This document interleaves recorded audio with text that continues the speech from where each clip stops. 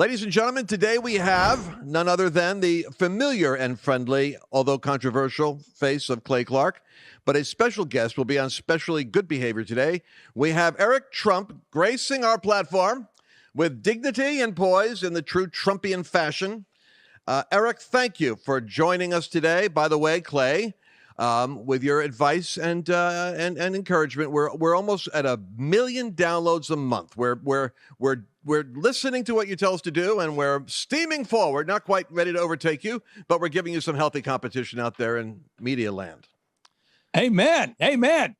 But you see, Eric, notice the microphone that Clay has. He's always one step ahead with the trending. And then the other day, we were doing an interview with him, and he brought up these. Do you have them in front of you, like the Prince Charles? He has these little faces on sticks. You got the Joe Biden here. You got the Tedros, the monkeypox. You've got Bill Gates here. We got Gates. We got Schwab here. We got Yuval Noah Harari here. We got the whole cast of characters here. That guy gives me the creeps. I'm telling you, since you introduced me to him, Eric.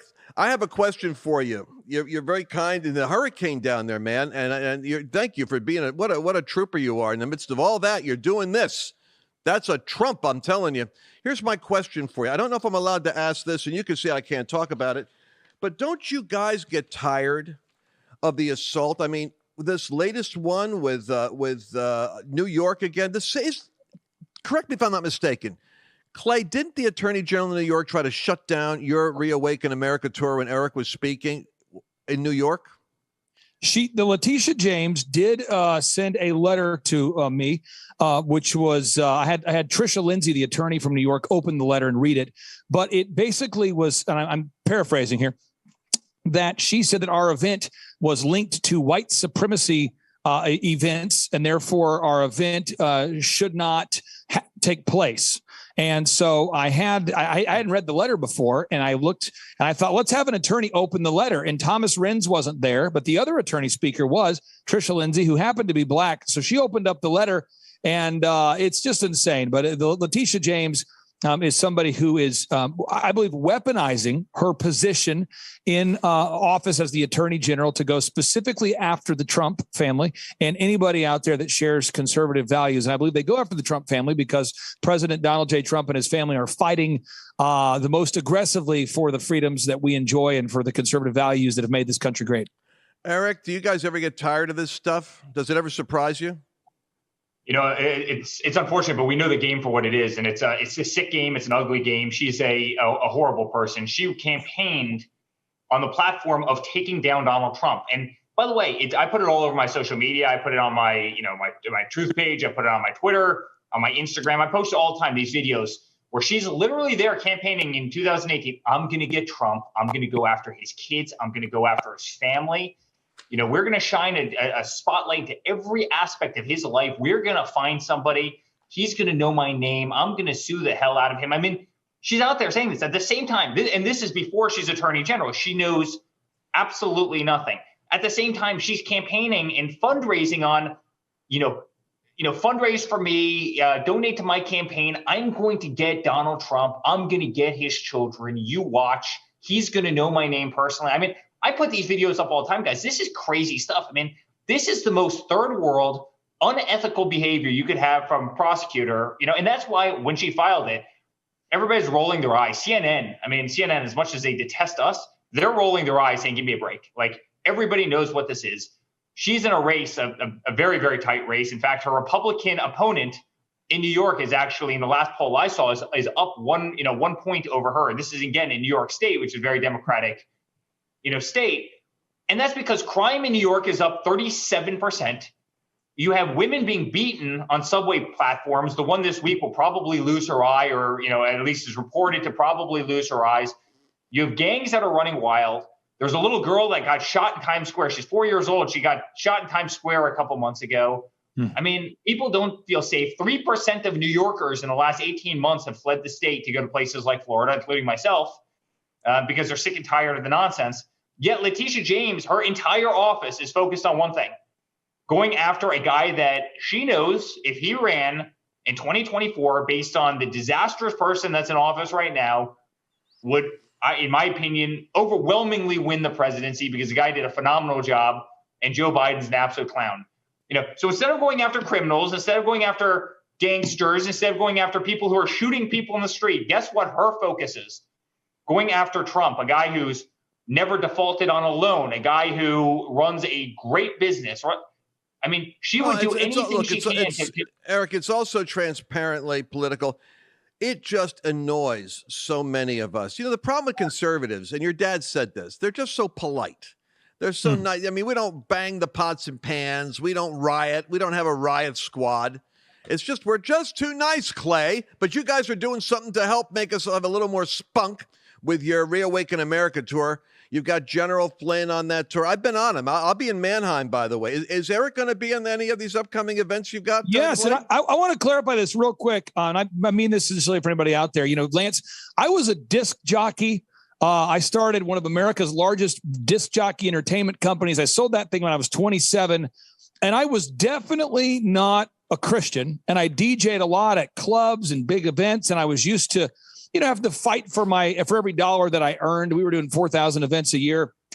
I really didn't find Christ until my 30s, and I've had to learn to be nice. I've had to learn to, now again, I don't think it's mean when you stand up for yourself, but one of the things as a conservative and a guy who's new to the conservative Christian movement, it's been hard for me to watch Christians capitulate and give away their First Amendment rights to peaceably gather. And that's one of the things I think that has drawn the speakers that we have on the tour, whether it be Eric Trump or Michael Lindell or General Flynn or any of these wonderful speakers we have.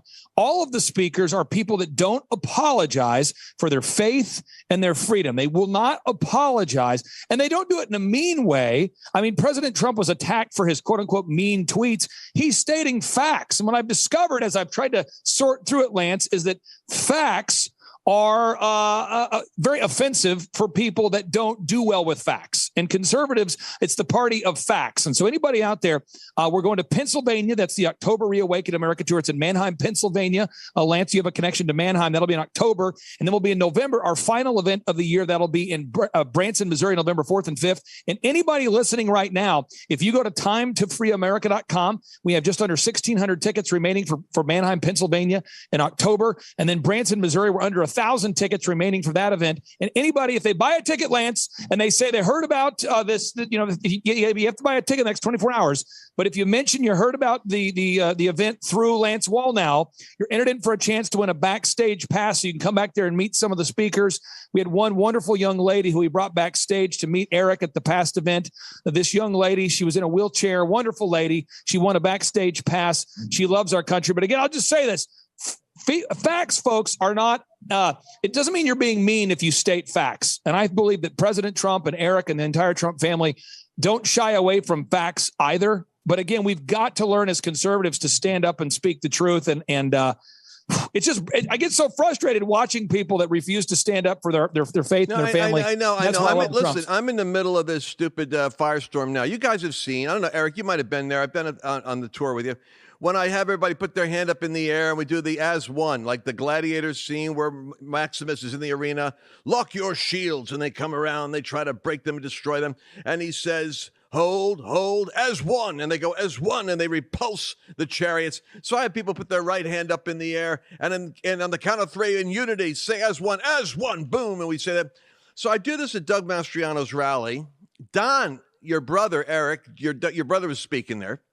Next thing I know, I got like 3.5 million views on Twitter. Mastriano has a radical Christian nationalist doing Nazi salute on platform. And they got a picture of me, and they're calling it a Nazi salute. The Drudge Report comes out. New prophet with the Nazi salute. And the stupidity of it is, I'm part Jewish. So you know how desperate the left is when they're accusing Jews of doing Nazi salutes. That's how ludicrous it is, but it doesn't stop them. And they don't retract. In other words, they're so desperate, they're not even trying to tell the truth. They're simply slinging mud, which tells me I think the midterms may not be working in the direction they want. What's your feel, Eric, about what's coming? I know you're not in this business of poll predicting, but what do you feel out there with the movement? Well, I don't think the movement's ever been stronger than it is right now. People are sick and tired. It's kind of funny you tell that story, Lance. We had one of these literally 12 hours ago. My wife took our 2 kids for a walk with our dogs right down the block. I'm talking about 50 yards away from my house. And, we're on the east coast of Florida. We're 250 miles away from the storm.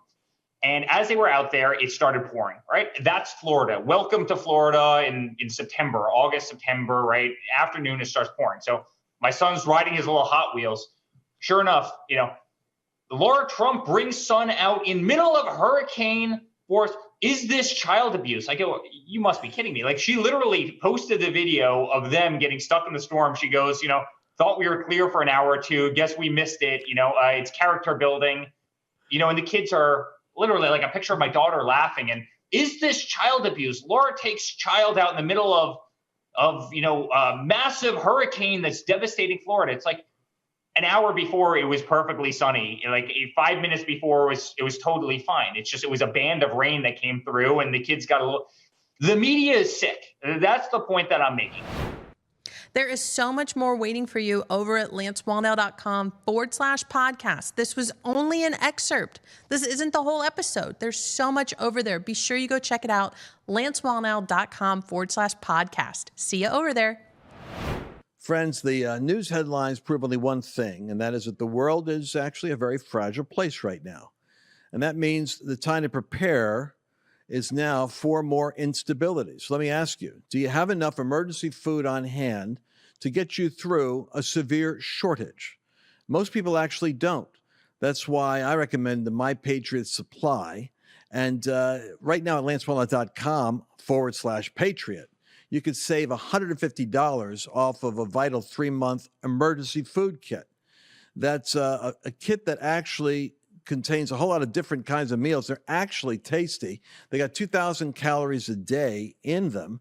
And we're talking about breakfast and lunch and dinner and a combination of different meals. That's going to be lancewallnell.com/Patriot. Save your $150. Get a hold of the 3-month food supply and do it now. Don't be a victim. Don't live at the last minute and decide that you're going to do it when they don't have the product. But take action. lancewallnell.com/Patriot. You'll be glad you did.